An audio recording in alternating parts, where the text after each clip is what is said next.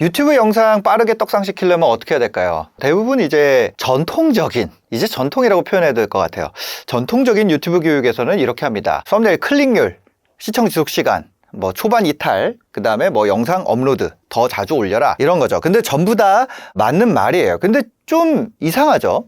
어떤 채널은요, 썸네일도 평범하고 영상의 완성도도 특별하지 않은데 갑자기 떡상해요. 근데 그 반대편에는 어떤 게 있냐면 영상의 클릭률과 시청 지속 시간도 안 나쁜데 좀처럼 이 떡상이 안 되는 채널도 있습니다. 그게 왜 그런 차이가 발생을 하는지 한번 살펴봤습니다. 왜 이런 차이가 발생하냐면요, 유튜브 성과가 개별 채널의 능력으로만 설명되는 부분이 아니다라는 것에 대해서 인정이 안 되기 때문이에요. 위에 것도 포함되죠. 그럼 개별 채널의 능력이 필요 없는가? 그것은 아니라는 거죠. 오늘 그 얘기를 조금 깊이 있게 나눠볼 텐데, 아마 많은 분들이 이미 유튜브를 오래 해오신 분들이라면 이 내용에 대해서 굉장히 좀 쉽게 이해가 되실 겁니다. 실제 채널 성과는요, 크리에이터 능력만으로 결정되는 게 아니에요. 요즘 유행하는 게 이거죠. 주식시장을 좀 생각을 해보겠습니다. 아무리 좋은 기업이라고 해도요, 주식시장 전체가 폭락하면 주가가 어떻게 되나요? 시장 코스피가 아작나니까 내가 투자한 회사는 돈도 잘 벌고 계속 성장하고 있는데도 어때요? 가격이 같이 떨어진단 말이에요. 반대로 평범한 회사인데 시장 전체가, 코스피나 코스닥이 전체가 올라가요. 강하게 올라간단 말이에요. 그럼 주가가 어떻게 됩니까? 같이 올라간단 말이에요. 그래서 이 금융에서도 위험을 두 개로 구분합니다. 이 전체 시장 전체의 위험이 있고요, 개별 위험이 있어요. 이거 왜 대충 쓰냐면은 이 얘기를 오늘 할 게 아니기 때문에, 이거 지울 거기 때문에 대충 쓰는 거예요. 근데 이런 시장 위험과 해당 기업의 경영 상태나 경쟁력 때문에 발생하는 개별 위험이죠. 유튜브에서 이제 어떤 개별 채널의 썸네일이나 클릭률이나 뭐 이런 것들을 따지는 것이 바로 이 개별 위험에 대한 이야기만 다루기 때문에 그렇게 되는 거죠. 근데 유튜브에는요, 여기에다 하나 더 있어요. 유튜브에는 이런 위험 요인이 세 가지가 있습니다. 우리가 플랫폼이라고 하면 유튜브에서 유튜브고, 그렇죠? 인스타그램 같은 거, 유튜브, 인스타그램, 틱톡 뭐 이런 겁니다. 그래서 저는 이거를 트래픽 요인이 한 세 가지는 있다고 생각을 해요. 이 세 가지. 그래서 어떤 채널의 트래픽은요, 이 세 가지 변동성에 영향을 받습니다. 이렇게 채널 성장의 3요인은요, 이 세 가지, 이 교점에서 쉽게 발생을 한다는 거죠. 그러면 클릭률이나 썸네일이나 시청 지속 시간이나 도입부나 이런 것도 어디 들어가는 거예요? 바로 이 3번 항목에 들어가는 겁니다. 그럼 이 두 가지는 어차피 이 플랫폼이나 카테고리 트래픽은 우리가 어떻게 할 수가 없는 것인가? 오늘은 그 이야기를 좀 해보려고 그래요. 이 세 가지를 이해하면서 어떤 채널은 왜 성장하는지, 그럼 이 레벨에서 개인 크리에이터가 할 수 있는 건 뭔지, 그 얘기를 좀 나눠보려고 합니다. 첫 번째는 이 플랫폼 트래픽이라는 거예요. 플랫폼 자체도 변동성이 있죠. 플랫폼 자체 이용자 수와 이용자 시간이 변하면서 그 플랫폼에서 활동하는 모든 크리에이터에게 영향을 미칩니다. 유튜브 이용하는 사람이 늘어나고 사람들이 유튜브에 머무는 시간이 길어지면은 특별한 전략을 사용하지 않더라도 유튜브 자체 이용자가 증가하면서 빠른 성장이 나올 수 있습니다. 근데 반대로 플랫폼 사용 시간이 줄어들고, 그렇게 되면은 개별 크리에이터가 아무리 열심히 해도 성장 속도가 둔화될 수 있죠.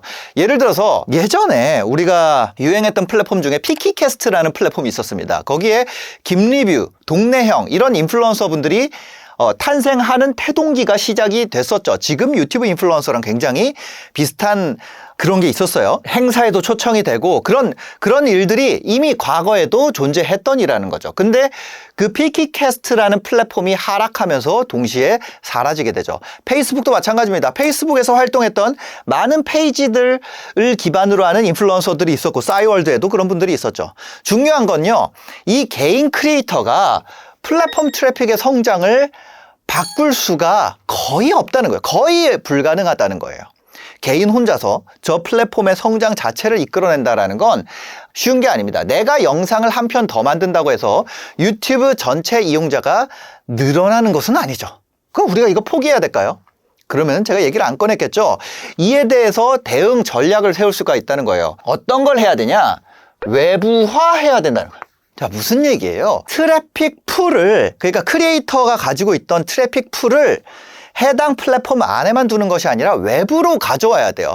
그 트래픽과의 접점을 마련해야 돼요. 그리고 그 과정에 대해서 제가 이제 비즈니스 PT를 유튜브 PT라고 하지 않고 비즈니스 PT로 명명한 이유도 거기에 일부 이유가 있죠. 왜냐하면 이 과정, 그러니까 저희가 이제 트래픽을 외부화하는 과정에 대해서 커리큘럼이 있는 게 사실은 많은 좀 비판을 받는 부분도 있습니다. 유튜브를 배우는 줄 알고 들어왔는데 왜 그 사람들에 대해서 접점을 마련하고 그걸 외부화시키느냐. 밖에 있는 사람들을 유튜브로 데려오는 교육을 해야 되는 거 아니냐 이제.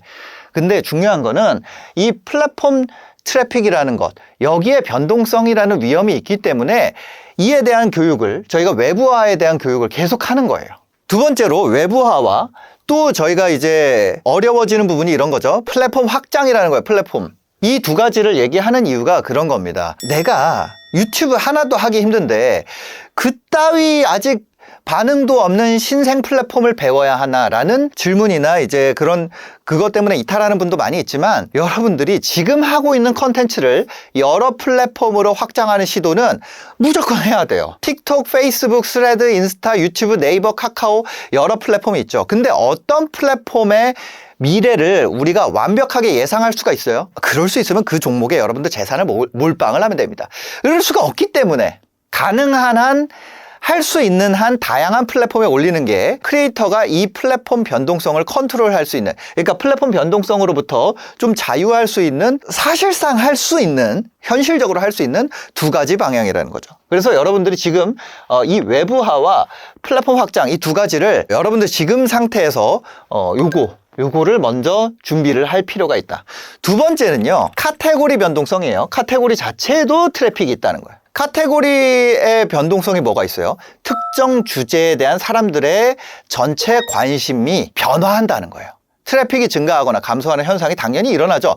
어떤 시기에는 부동산이 올랐다가, 어떤 시기에는 축구가 올랐다가, 어떤 시기에는 AI가 올랐다가, 아니면 러닝이 폭발적으로 콘텐츠가 함께 성장하기도 합니다. 이때 발생한 채널 성과를 모두 다 개별 크리에이터의 실력으로만 해석하면은 안 되겠죠. 그 카테고리에 들어오는 전체 트래픽 자체가 늘어나게 되면 해당 분야에 있는 모든 크리에이터가 수혜를 입기 때문에요. 예전에 디아블로2가 레저렉션이 나올 때 디아블로2 관련 크리에이터들이 전반적으로 레벨업을 했습니다. 회원 중에 달리기 관련 컨텐츠 올리는 분이 있었어요. 이분 썸네일 클릭률이 4%에서 6%로 상승했습니다.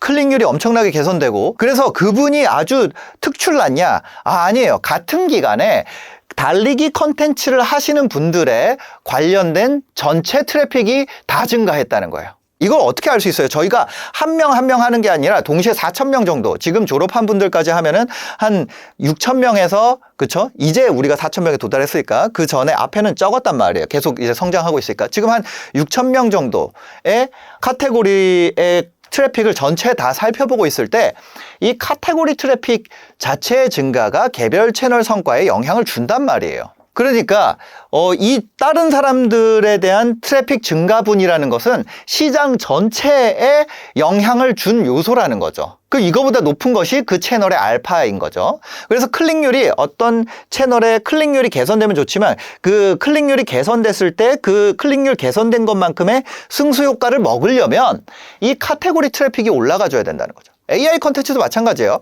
AI에 대한 관심이 폭발하는 시기에 이전에 2022년, 2023년에도 AI를 했었는데 그분들이 1만 회씩 기록하던 분들이 어떤 특정 시점에 동시에 관련된 크리에이터들이 전부 다 5만 회, 10만 회씩 성장하는 시기가 있었다는 거죠. 반대로 카테고리에 대한 관심이 급격하게 감소하면은 영상의 완성도는 그대로예요. 근데 조회수가 떨어지게 됩니다. 그래서 채널의 성과를 평가할 때는 두 가지를 분리해야 됩니다. 그 사람의 영상이 정말 중요해진 건지, 아니면 그 크리에이터가 속한 카테고리 전체에 성장이 있는지. 그래서 많은 크리에이터 분들이 이 두 가지를 혼동하게 돼요. 상승하는 카테고리에서 조회수가 잘 나오게 되면은 자기 실력이 좋아졌다고 생각하고, 반대로 카테고리 전체가 하락하고 있는데 조회수가 떨어지면은 자신의 콘텐츠 능력이 나빠졌다고 생각하는 거죠. 하지만 개별 채널의 클릭률과 시청 지속 시간이 그대로인데도 조회수가 변했다면 원인이 어디에 있습니까? 채널이 아니라 카테고리 트래픽일 수 있다는 거죠. 그럼 이거는 우리가 어떻게 할 수 있어요? 사람들 관심이 부동산에서, 주식에서, 아니면 암호화폐에서, AI에서, 반도체에서 이렇게 계속 바뀔 때 그거를 우리가 컨트롤할 수 있나요? 다이어트 안에서도 홈 트레이닝에서, 그쵸? 그 코로나 시기에 홈 트레이닝으로 갔다가 간헐적 단식으로 갔다가 배달 음식 늘어나니까 그러다가 저탄고지로 갔다가 러닝으로 갔다가 지금은 뭐 아예 마운자로나 이렇게 게임 체인저가 나오면서 그 중심이 계속 바뀐 거죠. 그거를 내가 할 수 있는 거예요? 그건 아니에요. 이것도 그쵸? 카테고리 트래픽이란 것도 마찬가지입니다. 그래서 개별 크리에이터가 전체 카테고리의 트렌드를 만들어내는 건 어렵다는 거죠. 그래서 크리에이터는 인접 카테고리의 트렌드를 자기의 채널로 끌고 오기 위한 시도를 해야 돼요. 인접 트렌드를 활용해야 된다. 예를 들어 내가 다이어트 채널인데 지금 달리기 열풍이 불어요. 그러면 내가 운동 채널이 아니니까 나는 식이 관련 채널인데 내가 달리기를 다뤄야 될까? 당연히 트렌드 믹스를 할 필요가 있다는 거죠. 이런 트렌드 믹스 하는 방법도 저희가 이제 커리큘럼에 넣어놨는데 이런 카테고리 한계가 존재하기 때문에 이런 커리큘럼을 넣게 된 거예요. 회원분들이 자기 비즈니스를 하고 있는 경우에 트렌드와 관계없이 어쨌건 나는 내 거를 하고 싶은데 나는 의자를 하고 있는데 나는 무조건 의자를 해야겠다. 이게 의자랑 무슨 상관이냐. 이렇게 사실 저희도 교육 과정에서 챌린지가 많습니다. 근데 이 카테고리 트래픽이라는 것을 무시할 수가 없다는 거예요. 나만 잘하면 된다 이런 게 아니라는 거죠. 그래서 예를 들어서 나는 미용실을 하는데 이딴 거를 내가 왜 보냐 이렇게 항의하시기도 하는데 제가 여기를 빌어서 이제 변명하고 싶은 것은 커리큘럼이 이런 외부화와 플랫폼 확장과 인접 트렌드 활용이나 이런 쪽으로 구성이 될 수밖에 없는 이유가 당연히 이것도 합니다. 개별적인 성장을 위한 것도 하지만 이런 부분을 활용해야 되는 이유가 이게 들어가지 않은 교육은 사실상 유튜브에서 살아남기 위한 방향이랑은 조금 다르다는 거죠. 모두가 그 크리에이터가 한 실력으로 하는 것이다 라고 하기가 쉽지 않다는 거예요. 이 변동성이라는 것이 나와 관계없이 존재하기 때문에 이걸 해결하기 위해서는 이 두 가지에 대한 관리가 반드시 들어가야 된다는 거죠. 예를 들어서 지금 현재 가장 트렌딩하는 비디오와 나의 접점에서 콘텐츠를 생성하는 방법이 될 수 있는데 내가 그 트렌딩하는 비디오를 내가 왜 봐? 나는 내 거 하고 싶은데 내가 전문가인데 내가 걔네들을 왜 봐? 저희는 뭘 하냐면은 이제 보시면은 2023년부터 거의 한 5년 전부터 저희가 23, 24, 25, 26 4년이네요. 예를 들어서 23년 7월에 트렌딩 하는 거 보면은 지금 이 핫비디오에 오면 어떤 것이 트렌딩 비디오인지를 계속 추적을 하고 있어요. 이런 그 서비스들이 여러분들이 많이 있을 거예요. 한국에서는 이거랑 비슷한 서비스가 나오기가 힘든 게 나오면 욕먹어 사라져요. 나오면 욕먹어 사라져서 저는 욕먹고도 계속 하니까 이제 이 데이터를 오랫동안 누적을 해온 거고 글로벌 컨텐츠에 대한 자료를 수집해온 서비스도 굉장히 많을 거예요. 근데 이 트렌딩이라는 거 계속 변화하기 때문에 예를 들어서 2023년 7월에 작은 채널에서 이런 저희가 이제 삭제된 것들도 데이터를 모아놓는데 보면 이거 다 없어진 채널들입니다. 없어진 채널이고 비디오가 사라진 것들인데 그런 것들을 모아놓은 거예요. 저희가 옛날부터 그런 것들을 모아서 해당 시점에 비디오 썸네일을 모아놓습니다. 썸네일을 계속 바꿀 수도 있기 때문에 예를 들어 23년 7월에 보면은 어떤 그런 채널들을 그런 컨텐츠들을 저희가 이렇게 학습을 해갖고 최근에도 보면 26년 7월에 뭐 예를 들어서 7월 23일 보면 이런 게 있다는 거예요. 461명인데 구독자 461명인데도 지금 이런 식으로 그죠? 자영업 모두가 망하고 있다. 1층 상가의 몰락 이런 컨텐츠들이 있다는 것을 우리가 알 수 있어요. 근데 이게 트렌딩이다. 그 관련된 트렌드들의 변화가 존재한다는 거예요. 이 안에서 내 컨텐츠와 접점을 찾을 수 있으면 이런 트렌드 변동성을 내가 완전히 커버하지 못하죠. 왜냐면 내가 인접 트렌드를 활용하기 때문에 내가 추구하는 그 방향과 조금 외적인 요소들을 나한테 녹이는 방식이기 때문에 완전히 커버하는 건 아니지만 커리큘럼 안에서 제공하는 이제 카테고리 변동성을 대응하기 위한 여러 가지 방법 중에 하나가 이런 방법이 될 수가 있다는 거죠. 세 번째는 이제 뭐냐면 채널 변동성이에요. 채널 변동성은 이제 같은 플랫폼, 같은 카테고리 안에서도 개별 채널이 서로 다른 성과를 내는 현상을 말합니다. 요거는 저희가 요소를 쉽게 분석해서 각 요소가 얼만큼의 절대값을 달성해야 되는지를 쉽게 측정할 수 있죠. 뭐 주제 선정이나 제목이나 썸네일이나 클릭률이나 시청 지속 시간이나 영상 만족도, 업로드 빈도라든지 이런 것들이 뭐 출연자의 캐릭터라든지 전문성, 신뢰도 이런 것들, 저희가 뭐 전문성이나 신뢰도 어떻게 만들어가는지도 커리큘럼에 녹여져 있죠. 그런 게 있습니다. 같은 시기에 같은 AI 컨텐츠 만들었는데 어떤 채널은 크게 성장하고 어떤 채널은 성장이 안 되는 거죠. 이 차이가 이제 경쟁력을 만드는데, 플랫폼과 카테고리가 제공하는 평균 성장률이 있어요. 이거는 알파라고 할 수 있습니다. 플랫폼과 카테고리가 제공하는 평균적인 성장률이 있어요. 그거보다 더 높은 성과를 만들어내는 채널의 특성을 플러스 알파라고 우리가 보통 플러스 알파라 그러잖아요. 그 알파를 찾아낼 수 있다는 거죠.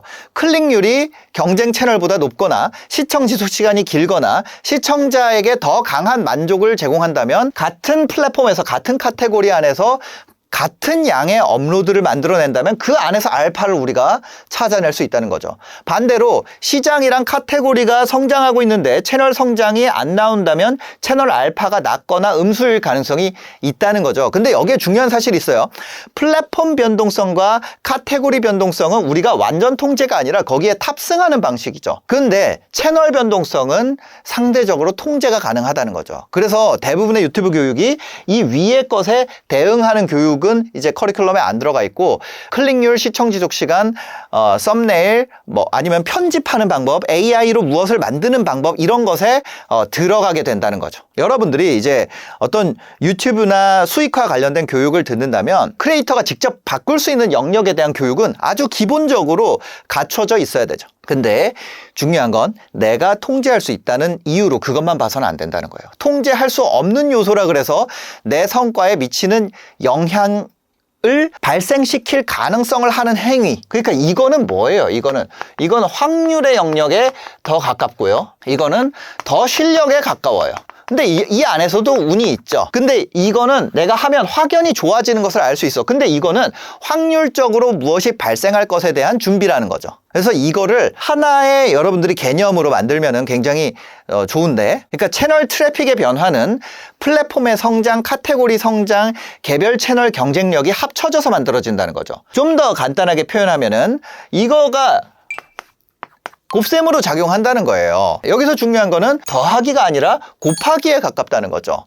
플랫폼이 성장하고 카테고리가 성장하는 상황에서 만약에 카테고리 자체가 붕괴했어. 그럼 플랫폼이 아무리 좋다 그래도 내 채널 성장 안 나온다는 거죠. 이게 성장률, 그로스라고 표현을 해볼게요. 이 성장률에 가깝게 우리가 표현을 할 수가 있다는 거죠. 그러면 카테고리의 관심도 2배로 증가하고 채널 컨텐츠 경쟁력이 20% 개선됐다 그러면 단순히 2배가 되거나 단순히 20% 더해지거나 이게 아니라는 거예요. 각각의 효과가 겹쳐지면서 더 큰 성장을 뽑아낼 수가 있다는 거죠. 이게 맥스주의죠. 그래서 어떤 채널은 짧은 기간에 폭발적으로 성장하는 이유가 영상 하나를 기가 막히게 잘 만들어서인 경우도 있죠. 이게 만약에 이게 아주 낮더라도 이게 그 압도적이면, 그죠? 근데 그것만은 요인이 아니라는 거죠. 플랫폼 상승, 카테고리 상승, 채널 퍼포먼스 상승이 동시에 겹친 거죠. 이게 우리가 운이라고 부르는 거예요. 이 확률과 운이라고 부르는 거예요. 근데 이렇게 확률이랑 운처럼 보이는 현상도 구조적으로 분해하려는 시도를 할 수 있다는 거예요. 많은 크리에이터가 썸네일 수정하고 제목 바꾸고 편집 속도 높이고 아니면 뭐 초반 30초 개선하고, 이건 반드시 해야 되는 일이죠. 이거는 반드시 해야 되는 일이에요. 근데 이것만 해가지고는 채널이 그레이드가 바뀌는 느낌을 얻기는 어렵다는 거죠. 이게 어떤 느낌이냐면 파도가 정해져 있는데 거기서 서핑 자세만 계속 교정하는 거예요. 서핑 보드만 바꾸고, 파도가 안 오는 바다에서 아무리 좋은 자세를 가지고 있어도 그 속도가 나옵니까? 반대로 이 거대한 파도가 들어오는 순간에는 서퍼가 아니라 그냥 떠있기만 해도 멀리 갈 수가 있잖아요.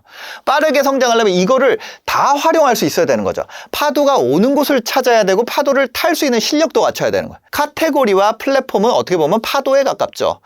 채널 경쟁력은 서핑 실력이에요. 많은 분들이 서핑 실력만 높이려고 하지만 빠르게 성장한 대부분은 파도가 오는 위치까지 선택할 수가 있다는 거죠. 자, 그래서 우리가 뭐 앞에 썰이 길었는데, 그러면 이거 뭐 막 여러 가지 얘기를 했죠. 이걸 가지고 우리가 그럼 맥스지를 뽑으려면 이거를 무엇을 해야 되는가? 개별 크리에이터가 내가 플랫폼 전체 이용자 수를 늘릴 수도 없고 달리기나 AI에 대한 관심을 내가 만들어낼 수도 없고 그러면은 계속 내가 채널 경쟁력만 높여야 되는 건가? 그렇지 않다는 거예요. 시장 전체를 움직일 수는 없어도 우리가 어떤 시장에 노출될까는 선택할 수가 있다는 거죠. 플랫폼 트래픽을 만들 수 없지만 성장하는 플랫폼을 선택할 수 있죠. 그 선택한다는 정도가 아니라 모든 플랫폼을 우리가 업로드할 수가 있잖아요. 그래서 카테고리 트렌드도 마찬가지로 만들 수는 없지만 성장하는 카테고리에 컨텐츠를 연결할 수 있죠. 근데 더 놀라운 건 이 카테고리 트래픽이라는 건 이 인접 트렌드 있죠. 이 인접 트렌드라는 건 주제와 트렌드가 구조로 나눠볼 수 있다는 거예요. 우리가 일반적으로 트렌드라 그러면 앞에서 얘기했듯이 어떤 주제에 대한 트렌드만 생각할 수가 있고 실제 구조에 대한 트렌드도 존재한다는 거죠. 근데 주제에 대한 내용만 쫓아가다 보니까 주제에 대한 트렌드만 쫓아가다 보니까 우리가 이런 의문이 생기는 거예요. 트렌드를 쫓아서 계속 내가 내용을 바꾸면은 채널 정체성, 전문성 다 무너지는 거 아니냐. 러닝 뜬다고 갑자기 러닝 전문가가 될 수도 없고 AI 뜬다고 하루아침에 AI 전문가인 척 할 수도 없는 거 아닌가. 우리가 잘 모르는 분야를 주제 트렌드를 계속 쫓아가게 되면 컨텐츠 깊이가 사라지잖아. 그래서 요거에 대한 전략을 하나 말씀드리고 마무리하도록 하겠습니다. 대부분 유튜브 교육에서 강조하는 것은 우리가 신뢰도나 전문성을 하나의 주제로 계속 만들어야지 된다. 나는 부동산 채널이다. 나는 피트니스 채널이다. 나는 역사, 아니 요리. 근데 주제로만 이것을 선택을 하면 카테고리 트렌드라는 것을 주제로만 접근하게 되면 선택지가 너무 좁아진다는 거죠. 이미 경쟁이 치열한 시장에서 비슷한 채널들이랑 정면으로 싸우려면 어떻게 해야 돼요? 사실 트렌드는 이 구조에 대한 트렌드가 존재한다는 거예요. 저희가 구조장을 나눠드리고 외우게 하고 하는 이유가 이 구조에 대한 트렌드를 학습하게 하는 겁니다. 주제라는 것은 우리가 무슨 얘기를 하느냐예요. 금융, 피트니스, 게임, 교육, 역사, 요리 이런 영역이죠. 구조는 그걸 어떤 방식으로 표현하는지를 말하는 거예요. 저희가 이제 핫비디오를 통해서 굿끝이라고 표현을 하고 있어요. 굿끝. 구조 끝내기 이런 건데 지금 보면 26년 오늘이 8월 3일이죠. 어제까지 돼 있어요. 근데 보면 뭐 하기 전에 무슨 스토리 완적 정복. 그다음 이것도 사실 우리가 조회수를 그래도 한 20만 이상은 한번 가보겠습니다. 쇼츠도 제거해버리도록 할게요. 그러면 어떤 사람들의 이상적인 상태, 그 다음에 똑똑한 이것과 관련된 행동 1위라는 제목의 구조가 있습니다. 그럼 이 제목의 구조가 지금 현재 이 제목의 구조를 가진 것이 현재 트렌딩 되는 구조라는 거죠. 티어리스트라는 구조가 있었어요. 그런데 그 구조에도 트렌드가 있다는 거예요. 이건 썸네일의 구조인데 중요한 건 썸네일만 구조가 있는 게 아니에요. 한 시장에서 이미 검증된 구조의 트렌드를 아직 그 구조가 사용되지 않은 다른 시장으로 가져오는 전략이 유효하다는 거예요. 무슨 얘기인지 아세요? 그것을 제가 23년부터 사용했던 건데 아까 전에 23년 7월에 있는 구조를 하나 보겠습니다. 이런 것도 있죠. 유도 초보가 알고 보니 국가대표 이런 것도 구조인데 다시 배드민턴 시작하면 2연승만 죽어라 하겠습니다. 이 구조도 여러분들 어디 다른 곳에서도 봤었죠? 저게 이제 지나간 거예요. 근데 내 수영은 왜 느릴까? 빠른 수영을 만들어내는 추진력의 핵심 이런 게 있죠. 그럼 이 구조라는 건 자 볼게요. 이렇게 검색하면 빠른 성장을 만들어내는 추진력의 핵심 인생을 다시 산다면 저는 이것만 죽어라 할 겁니다. 자 보겠습니다. 이게 뭐예요? 다시 배드민턴에서도 사용했던 구조고요. 빠른 수영을 만들어내는 추진력의 핵심 수영에서도 활용됐던 구조예요. 그렇다면 이 구조들이 나와 접점, 그 구조가 지금 그때 당시에 트렌딩 한다면 나와도 그 트렌드를 맞출 수 있겠다. 구조 자체도 트렌드가 변화한다는 거예요. 그러니까 주제에 대해서 계속 피벗을 할 수가 없으니까 구조에 대한 트렌드를 우리가 가져올 수 있다는 거죠. 그러면 이거는 썸네일에만 가능하냐? 아니에요. 썸네일에만 가능한 것이 아니라 설득해 나가는 방식 아니면 어떤 샘플을 보여주는 방식 이런 다양한 방식에서 이 구조들을 우리가 학습을 할 수가 있다는 거예요. 이 구조 활용을 단순히 독특한 컨텐츠를 만드는 방법으로 이해하면 안 돼요. 우리가 유튜브 트래픽 세 가지 요소로 쪼갰죠. 네, 세 가지로 쫓겠단 말이에요. 구조 활용은 이 세 가지 변동성을 모두 활용하는 전략이 된다는 거죠. 먼저 성장하는 카테고리 트래픽을 선택합니다. 예를 들어서 사람들 관심의 영역이 증가하는 그 포맷들이 있다는 거죠. 그거를 어떻게 알 수 있냐?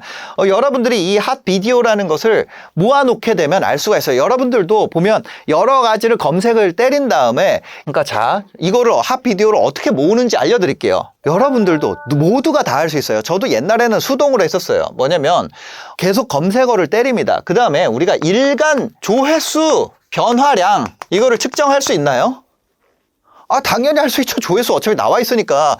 그럼 우리가 평균적으로 이 조회수들이 변화하고 있어요. 근데 하루에 예를 들어서 어떤 비디오, A 비디오가 조회수가 1만이었어요. 그 다음에 1.1, 뭐 이렇게 1.2 이렇게 늘고 있어요. 근데 갑자기 이 채널이 갖고 있는 고유 값도 뭐 이 정도예요. 하루에 뭐 1000뷰씩 늘어난다고 해봅시다. 자연 증가율이. 근데 이게 갑자기 어느 시점부터 갑자기 2만, 3만, 10만 이렇게 바뀌어요. 조회수 추적할 수 있어요? 없어요? 조회수 쓰면 되잖아. 하나도 안 어렵잖아요. 이거 조회수 그냥 들어가서 보면 되는 거 아니에요? 그래서 이렇게 바뀌어. 그러면 이게 뭐예요? 이게 갑자기 핫 비디오가 됐다는 거 아니에요. 하나도 안 어렵잖아요. 이거를 수동으로 하면 귀찮으니까 이제 그런 프로그램을 만들어서 하는 건데, 그리고 그 서버 값이 많이 드니까 저는 엑셀에다가 처음에 했었어요. 엑셀에다가. 여러분들도 이거 할 수 있다는 거죠. 그러면 이거 트렌드에 대한 거는 어떻게 할 수 있어요? 트렌드에 대한 거. 내가 검색해보면 되죠. 검색을. 뭐 하나도 안 어려운 거예요. 그렇게 해가지고 그거 모아놓을 수가 있다는 거죠. 그래서 내가 모아놓은 트렌드가 높은 비디오들을 분야를 하나로 정하지 말고 그거를 계속 수많은 검색어들을 검색해서 얘를 모으게 하는 거예요. 무슨 얘기인지 아시겠죠? 하나도 어려운 것은 없습니다. 그냥 노가다예요, 노가다. 그래서 거기서 다른 카테고리에서 높은 조회수를 기록한 제목 구조, 썸네일 문법, 전개 방식, 아니면 시청자한테 어떤 가치를 주는지를 가져오는 거예요. 가치 자체도 그 가치의 스타일이 존재합니다. 이거를 실제 어떤 실물로 줬는지 아니면 어떤 아이디어로 주는 건지 뭔지 이렇게 아주 쪼개서, 그 다음 그 포맷 안에서 내 전문성, 내 채널로 채울 수 있는지를 검증하는 거예요. 그게 핵심입니다.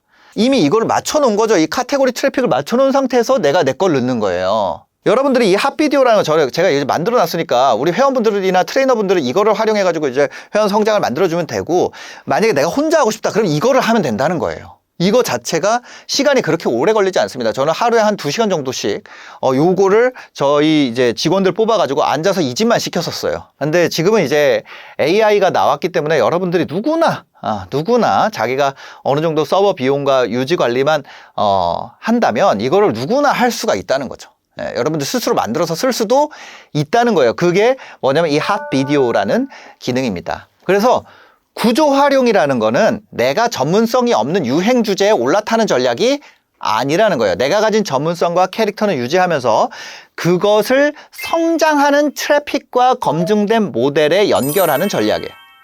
여기서 기회가 있다는 거예요. 주제만 트래픽이 있어요. 카테고리 트래픽이라는 것이, 이거 지워버렸네. 주제에만 그 트래픽이 있는 것이 아니라 구조에도 사람들이 이런 구조를 좋아한다는 거예요. 좋아하는 구조가 존재해. 스토리에도 구조가 존재하고 도입부에도 구조가 존재하고, 사람들이 그 시기에 따라서 좋아하는 구조가 변하지 않는 구조도 있죠. 변화하는 구조들도 있다는 거예요. 우리가 각 색깔별로 넣어서 티어리스트 넣는 구조라는 건 우리 이미 알고 있잖아요. 여러분들 유튜브 많이 봤으면은 그 구조가 재작년부터 작년 중반까지 굉장히 유행한 구조라는 거 여러분들 다 알고 있을 거예요. 여행에서는 미쳐버린 땡땡 물가라는 것이 굉장히 유행하는 구조라는 것이 다 알잖아요. 자, 한번 검색해 볼게요. 그때 전 세계적으로 인플레이션이 오면서 전 세계적으로 뭐가 왔어요? 팬데믹 이후에 전 세계적으로 금리가 올라가고 물가가 폭등하는 상황이었어요. 왜? 물류가 안 되니까. 기억나세요? 그래서 미쳐버린 물가 이렇게 검색하면은, 그쵸? 미쳐버린 우루과이, 미쳐버린 미국, 이거는 이제 지금 보면 지금은 좀 안 먹혀. 트렌드 지났기 때문에. 미쳐버린 미국 물가 안 먹혀. 2년 전에 이런 거 떴단 말이에요. 그쵸? 미쳐버린 미국 물가 이거 하는데 뉴욕 3편 히철리즘에서 됐고, 미쳐버린 칠레 물가. 그죠? 4년 전에 미쳐버린 미국 물가, 미쳐버린 카타르 물가, 미쳐버린 생활물가 이런 구조가 있었다는 거예요. 그러면 그 트렌드를 저는 그때 당시에 그 트렌드를 어떻게 썼을까요? 미쳐버린 강남물가 트래픽을 이렇게 뽑았다고요. 이게 뭐냐면 그 여행이라는 곳에서 그런 인플레이션 트렌드가 있다는 걸 우리가 알았을 때 그걸 어떻게 내 거에 녹이지? 그 구조에도 트렌드가 있다는 거예요. 그래서 지금은 이제 이런 거를 직원분들한테 가르쳐서 원래 제가 직접 했었는데 이제는 가르치려고 노력을 굉장히 많이 하고 있어요. 근데 이 개념이 어떤 개념인지에 대해서 제가 이렇게 쪼개서 설명하는 시간을 안 가졌던 것 같아요. 그것뿐만 아니라 이 구조에도 트렌드가 있는데 같은 이 포맷 있잖아요. 그 안에서 하는 포맷, 지금 이 칠판에 쓰는 포맷도 있고 이런 포맷이라는 것도 트렌딩이 있어요. 포맷도. 그렇죠? 이 카테고리 트래픽이라는 건 이런 포맷 자체에도 그게 있다는 거예요. 그래서 모든 포맷이 모든 카테고리에서 동시에 유행하지 않아요. 게임 시장에서 성공한 포맷이 교육 시장에 아직 안 들어왔을 수 있습니다. 금융 시장에서 검증된 제목 구조가 아직 운동 시장에는 안 됐을 수 있어요. 심리에서 성공한 스토리텔링 이어가는 방식이 어떤 기업 분석이나 브랜드 컨텐츠에서는 아직 적용되지 않았을 수 있어요. 이게 어떤 각 구조 간에 시차가 존재한다. 그래서 이 빈칸에다가 이 빈칸을 찾고 이 빈칸을 발견하는 데 시간을 쓸수록 그 크리에이터가 상대적으로 낮은 경쟁 속에서 검증된 구조를 사용할 수가 있다. 그래서 이거는 완전히 새로운 아이디어를 만드는 분들이랑은 다른 누구나 할 수 있는 방식인 거죠. 누구나 할 수 있는 방식을 만들려고 하는 거고 저 자체도 사실 누구나에 더 가깝다는 거예요. 이 구조를 여러분들이 이 구조의 비밀을 여러분들 스스로 학습해서 만들어 나갈 수 있으면 이 구조가 아주 다양하게 존재한다는 것을 알게 되면 창작이라기보다는 구조의 활용에 가깝습니다. 한 시장에서 성공된 구조를 다른 시장으로 옮기는 것에 가깝습니다. 돈을 빠르게 버는 전략 중에 이런 게 있었단 말이에요. 자, 미국에 있습니다. 미국에서 엄청나게 성공한 스타트업이 있어요. 몇 조를 벌었대요. 그럼 유럽에서 얘네가 글로벌 진출을 아직 안 했어요. 아직 안 했단 말이에요. 유럽에서 시차를 활용해가지고 똑같은 서비스를 만들어요. 미국에서 서비스를 ABC라는 서비스를 만들었는데 여기서 CBA라는 서비스를 만들어요. 그럼 얘네 그냥 먹냐? 아니요. 얘네들한테 파는 거예요. 얘는 미국 시장에서 컸으니까 돈도 많고 할 거 아니에요. 글로벌 진출하고 싶을 거 아니에요. 성장하려면. 그럼 너네가 여기 만들어서 이거를 하고 키울 시간, 그 시간과 비용이랑 너네가 우리 거 그냥 사는 거랑 비교해봐라 이거예요. 그 구조를 스터디에서 여기다 적용시킨다고.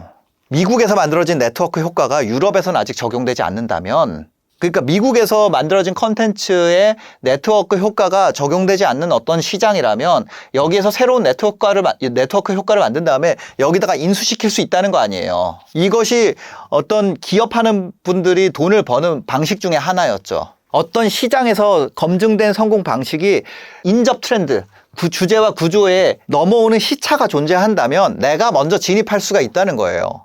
너무 중요한 얘기를 드리는 건데 이것도 만약에 이게 뜬구름 잡는 얘기다 무슨 뭔 말인지 모르겠다 이러면 솔직히 그냥 비즈니스 PT를 들으세요.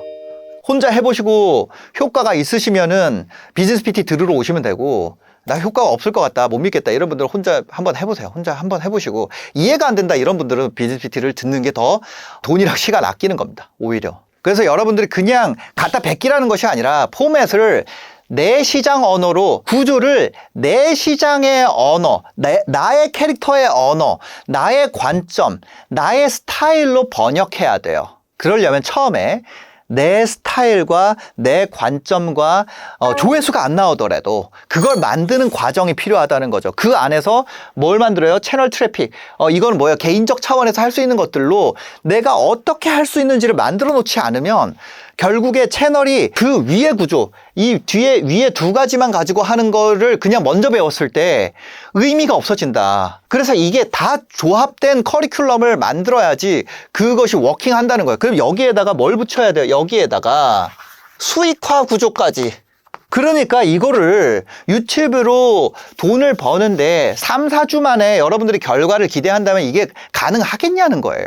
불가능하다. 그 구조를 내 언어로 번역하는 과정이 필요하다는 거예요. 그 구조라는 건 단순히 제목에 있는 구조가 아니라 제목도 있지만 썸네일, 말하는 방식, 사례에 들어가는 방식, 비유, 전개 방식, 모든 구조의 문법을 우리가 학습할 수 있다는 거예요. 게임에 티어리스트가 있어. 그래서 나도 그냥 티어리스트 할래. 이러면 어떻게 돼요? 단순히 순위를 매겨버린다. 근데 상위 티어가 왜 상위 티어인지 설명하는 그 과정에 대한 학습이 존재할 때 게임의 티어리스트가 어떤 사람의 다이어트 티어리스트로 해석됐을 때도 조회수가 잘 나올 요인이 된다는 거죠. 중요한 건 거기서도 시청자들에게 어필하는 포인트가 이것이 논리인지 감정인지 증거인지 뭔지 이런 것들에 대해서 우리가 학습을 할 필요가 있다는 거예요. 그 학습 안 해도 되는 사람도 있어요. 본능적으로 알아. 근데 그 본능이 없는 사람은 어떻게 해야 돼요? 학습을 해야 된다는 거죠. 스토리라 그러면은 목표를 어떻게 알렸고 그 목표랑 갈등을 어떻게 구현했고 실패랑 반전이랑 그 결과를 가져가는 그 서사를 어떻게 설계하는지를 우리가 배워야 된다는 거예요. 제목에만 구조가 있는 것이 아니라 컨텐츠 전체의 구조를 학습할 수가 있다. 그래서 제가 빠르게 떡상하는 조건을 좀 정리를 해보면 이겁니다. 첫 번째, 성장하는 플랫폼에 올라가 있어야 되고, 두 번째, 상승하는 카테고리 트래픽에 노출되어 있어야 되고, 세 번째, 다른 시장에서 검증됐지만 자기 시장에서는 아직 낯선 구조를 사용해야 되고, 네 번째, 그 구조 안에서 내 스타일로 높은 가치를 채워야 된다는 거죠. 이렇게 됐을 때 수익화의 한 축이 완성되는 거예요. 이 가로축 하나가 이제서야 여러분들이 완성이 된다는 거예요. 그리고 이렇게 한 축이 됐을 때 사람들의 관심이 이동하는 방향이랑 플랫폼이 이제 트래픽을 공급하는 우리가 알고리즘이라고 할 수 있죠. 어떤 채널에 공급하는 알고리즘, 그 다음에 검증 구조, 그 사람들이 이 컨텐츠를 검증하는 구조, 이런 동시 방향에서 만족하는 컨텐츠가 만들어진다는 거예요. 어떤 분이 이런 말 했어요. 저는 안 유명하고 싶어요. 명예욕도 없어요. 생활비만 벌면 돼요. 이렇게 얘기하던 부천 사는 30대 주부분이 있어요. 그분이 지금 월 5천 이상 매출을 만들고 있습니다. 이 방식을 이용해가지고 제로부터 출발한 이 주부분의 이야기를 벌써 영상 길이 30분 넘어가고 있는데 이분 이야기도 제가 꼼꼼하게 준비해서 써놨어요. 그 자료랑 데이터랑 어떤 방식으로 했는지. 그래서 여러분들이 바로 읽어보시면은 됩니다. 그 회원분들은 그 요청하시면 읽을 수 있고요. 아닌 분들은 제가 고정 댓글에 링크를 놔뒀습니다. 여러분들이 가서 누구나 보실 수 있도록 준비해 놨으니까요. 가서 읽어보시면 되겠습니다. 영상 봐주셔서 감사합니다. 행복한 하루 되세요.